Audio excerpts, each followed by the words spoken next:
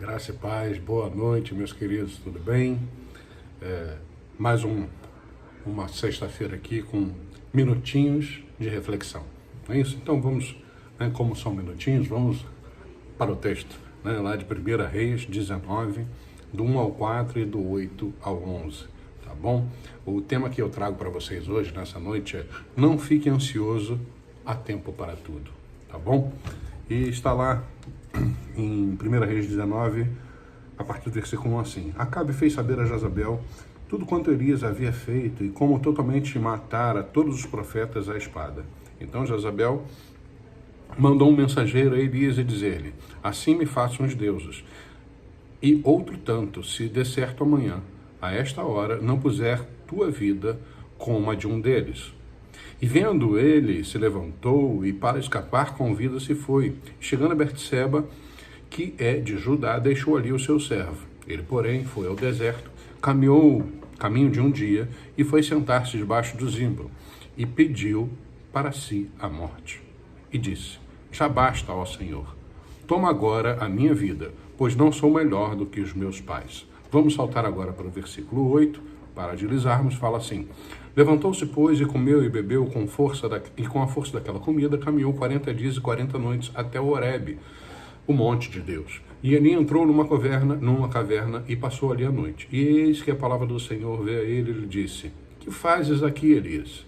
E ele disse: eu tenho sido muito zeloso pelo Senhor, Deus dos exércitos, porque os filhos de Israel deixaram a tua aliança, derrubaram os teus altares e mataram os teus profetas à espada, e só eu fiquei, e buscam a minha vida para me tirarem. E Deus lhe disse: sai para fora e ponte neste monte perante o Senhor. Pai, fala aos nossos corações nessa noite, eu te peço em nome de Jesus. Queridos, estamos aqui num contexto muito importante, ou seja, Elias acaba de vencer ali os profetas Baal, não é isso? Ele profetiza: veja uma pequena nuvem, não é isso? Manda seu servo ver, veja uma pequena nuvem do tamanho da mão de um homem. E ele manda avisar Acabe que viria chuva. Bom, ele veio toda a força de um profeta, a palavra, não é isso? E tudo acontecendo, né? Aquele evento dos profetas de Baal, ou seja, nós vemos ali que ele foi usado pelo Senhor. Mas teve medo. Teve medo quando Jezabel manda recado para ele, prometendo que faria o mesmo que ele fez com os profetas de Baal. Então ele foge, corre, deixa seu criado e foge, não é isso? E ele para debaixo de um zimbro e pede a morte. Olha a situação, um homem valente que enfrenta 450 profetas de Baal, vai ali e pede a morte. Depois, os anjos do Senhor vão lá e o alimentam, fala com que ele alimenta, desperta ele, e ele caminha 40 dias e 40 noites e chega ao Horebe. E no Horebe ele entra numa caverna para se esconder. Queridos, olha como pode um profeta, passar por isso. Mas ele era homem. Nós somos homens. Todos nós somos suscetíveis às coisas do mundo. Temos medo. Passamos por situações. E esse é o primeiro ponto que eu queria destacar com você. Homens de Deus ou mulheres de Deus também têm momentos de desânimo. Elias ali, um profeta abençoado, destemido, teve medo, desânimo, podemos dizer, foi depressivo, pediu morte, se escondeu numa caverna, mas Deus estava com ele. Deus estava com ele lá quando enfrentou os profetas Baal. Deus estava com ele quando proferiu que viria a chuva. Deus estava com ele ali quando ele ficou debaixo do zimbro e pediu a morte. Deus foi lá e mandou um anjo para alimentá-lo. Deus estava com ele quando ele entrou na caverna e Deus falou: sai para fora. Então, pleonasmo, ou seja, sai para fora, vem, uma repetição. Deus quer que façamos algo, tem um propósito na nossa vida. Tinha um propósito na vida daquele homem, daquele profeta. Mas aquele profeta teve medo.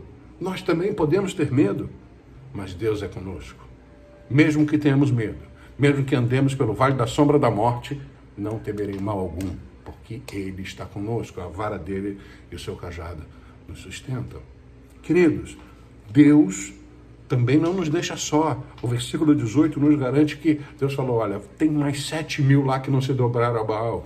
Ou seja, servos de Deus, os remanescentes, vai ter sempre gente, vai ter sempre homens, servos fiéis, homens e mulheres fiéis que vão se manter firmes à palavra de Deus, que não vão se corromper, apesar de vivermos numa sociedade corrompida.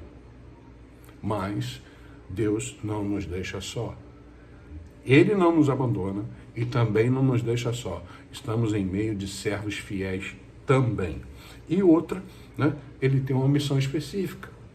Quando ele fala lá, sai para fora, ele vai lá, olha, vai lá, unge a Azael como, sobre a Síria, unge também a Jeú sobre Israel, unge também Eliseu para o seu lugar. Ou seja, todos nós temos algo a fazer. Ah, mas eu já sou velho. Olha, não passou do tempo. Enquanto não fechar os olhos aqui, temos uma missão. Enquanto não pararmos aqui, a nossa missão só termina quando fecharmos os olhos aqui e irmos para a glória. Enquanto não, todos nós temos uma missão. Aqui, a de Elias foi de ungir ainda esses servos, mas nós temos variadas missões para serem feitas, para serem cumpridas. A nossa vida tem um propósito. Nós somos importantes para Deus. E mais, também devemos preparar, né, como ele aqui, unge Eliseu para o teu lugar, devemos preparar aquele que irá nos substituir, aquele que irá dar continuidade, aquele que continuará levando a palavra do Senhor. Então, meus queridos, fechando, não fique ansioso. Há tempo para tudo. Problemas, situações vamos passar, mas não devemos temer, porque Deus é conosco. Ele também não nos deixa só. Tem outros servos fiéis que também nos ajudam. E a nossa palavra, ou seja, a palavra do Senhor, através de nós, né, cumpridores dessa palavra, deve ser terminada, deve ser cumprida, ou seja, a nossa missão deve ser cumprida. Que o Senhor te abençoe, te guarde e te dê uma noite abençoada.